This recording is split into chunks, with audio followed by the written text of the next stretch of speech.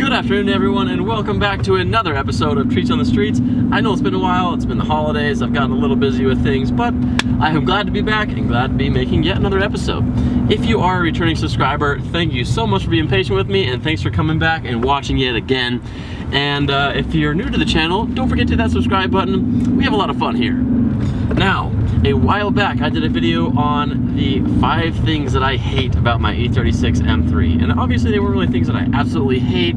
They just were kind of nitpicky things that I could use for that video. Now, in that video, I said that I was going to be following up with some things that I love about the E36 M3, and that is today's video. Now, today we're going to be talking about 6 things that I love about my E36 M3. And a lot of these things are things that were kind of unexpected for me when I bought the car. I didn't know that those were going to be the things, that some of those things would be the things that I would end up loving about the car. Now, the first thing that I'm going to talk about, the first thing that I love about the E36 M3 has got to be this S52 engine, this 3.2 liter engine that comes in these US spec E36 M3s.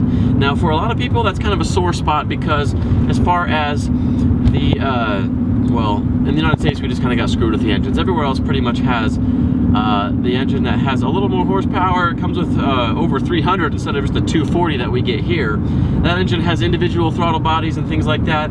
So although this may not have as much power, it may not have some of the tech that's in it, I still love the S52. Now, why do I love the S52? One of the reasons is it has so much torque, and that makes it so drivable. You don't have to downshift a lot into lower gears to get going. You can just hit the gas, and that torque will carry you through when you're passing people, when you're getting going on the freeway, and all that kind of stuff. And that just really helps for daily drivability. Another thing that I love about the S52, and if you've been a subscriber for a while, you will know that I especially love this, and that is the single stage Vanos. So I've described it as kind of like VTEC before in the way that it sounds. It does sound a lot like it. So right around, what, 52-ish, 100 RPMs, the Vanos switches, and you can hear the tone and the engine change as well. Let me give you a few clips on what that sounds like.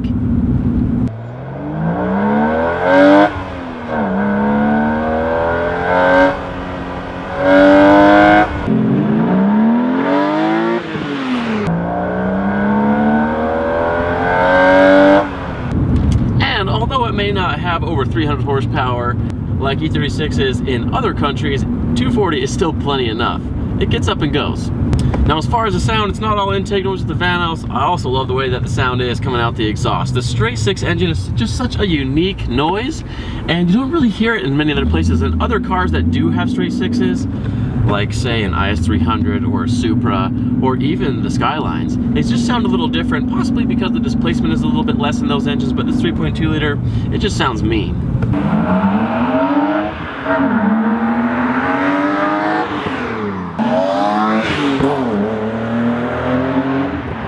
This E36 is actually the first car that I've owned that wasn't turbocharged. I wanted something for my first NA experience to be something a little unique, and with that Vanos, with the straight 6 and the 3.2 liters, I just really feel like it was a great engine to try out for my first naturally aspirated experience.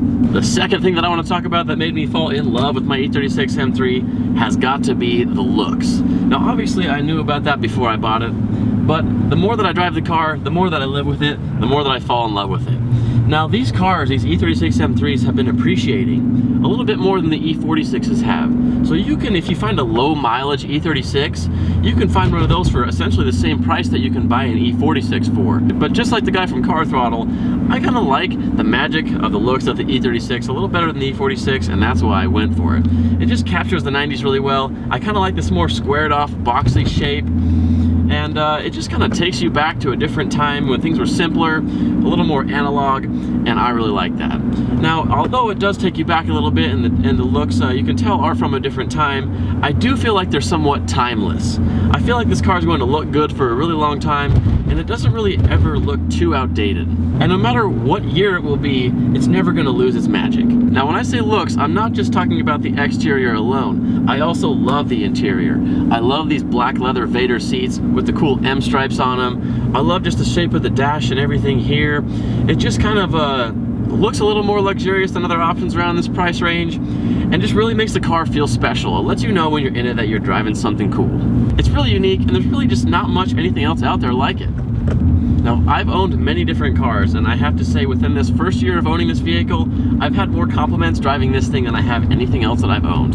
And that says something, right? Now, on to the third thing that I love about the E36 M3. If you've seen my video before that I made about why I chose this car over the other cars that I was looking at that time, which were the BRZ, the 350Z, and the S2000, some of these things are a little bit repetitive if you've seen that before, but let me just mention that one of the reasons that I love this car is because it's so rare. Now in the US, I believe there are only about like 11,000 of the E36, a little over 11,000 E36 M3s made here in the coupe in this configuration that I have.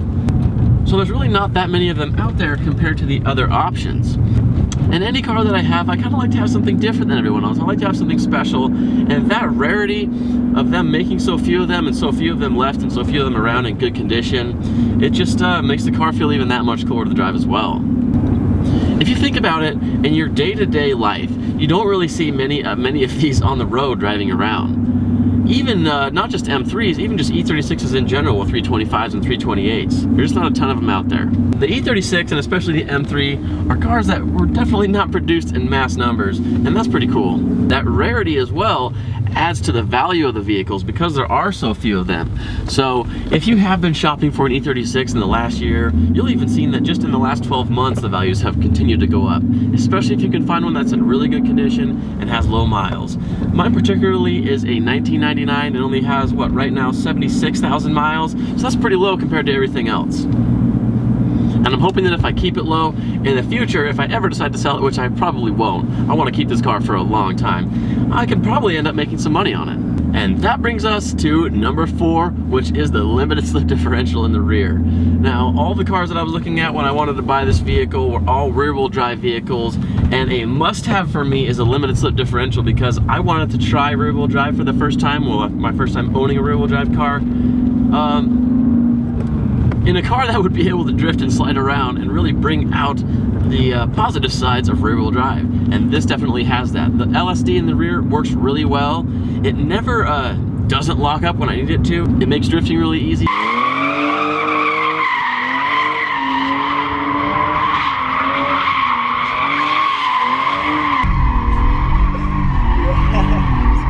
It makes doing donuts really easy.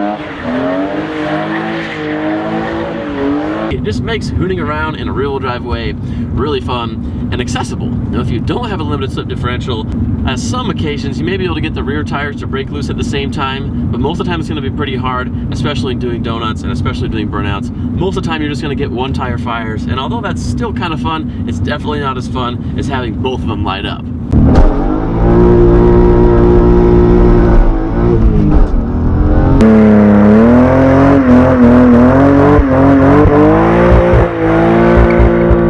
That's just yet another reason to love the E36 M3. It comes with all the stuff you need to have a lot of fun in rear-wheel drive.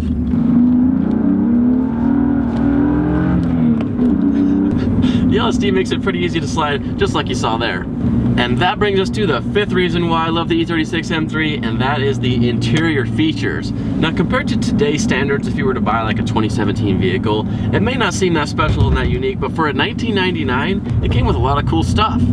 Things like heated leather front seats, dual automatic climate control that allows the passenger and the driver to have different settings, and yeah, they're automatic.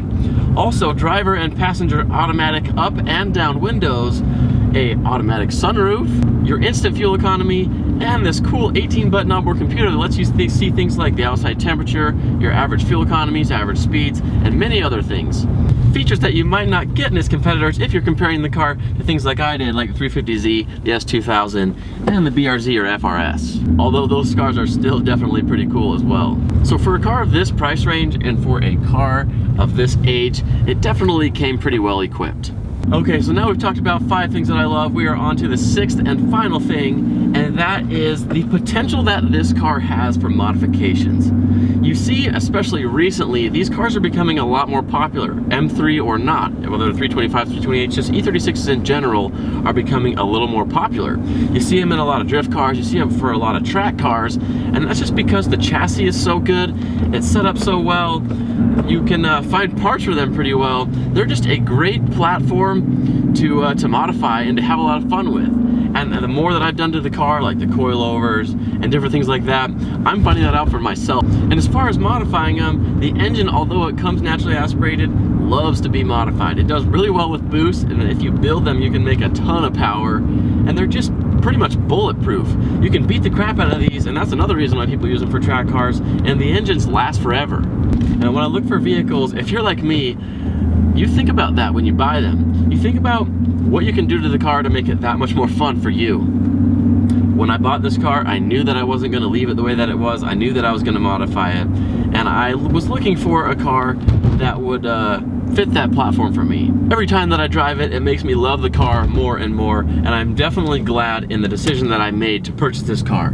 To me, what makes a car fun to own is the whole experience of the vehicle, from driving it to how it makes you feel, and this definitely delivers on all of those fronts. If you are looking for E36s, I definitely suggest going for it. You're gonna have a fun, unique car that the more you drive, the more you're gonna love.